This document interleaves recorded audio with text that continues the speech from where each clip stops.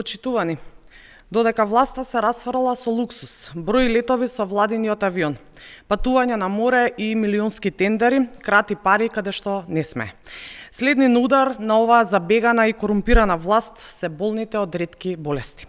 Парите од програмата за ретки болести се скратени за 180 милиони денари, односно околу 3 милиони евра.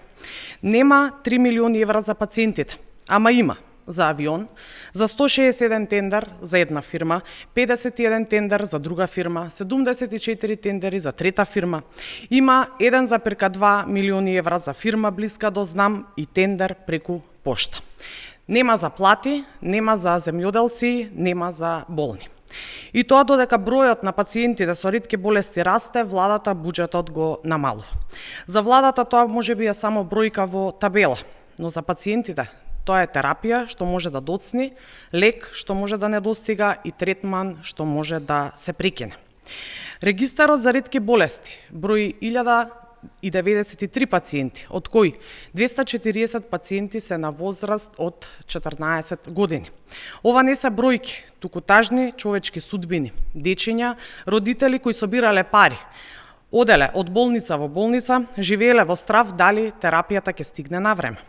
За овие семејства секој ден е борба. За нив здравјето не е политика, за нив здравјето е живот. Кај ретките болести доцнењето значи влошување, а понекогаш и неповратна штета.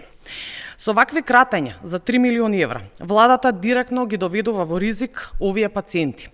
Ова е неправда која треба веднаш да се исправи. Затоа, Социјалдемократскиот сојуз на Македонија бара итно и неодложно зголемување на парите за програмата за ретки болести, најмалку на нивото на минатата година, со дополнителни средства согласно зголемениот број на пациенти.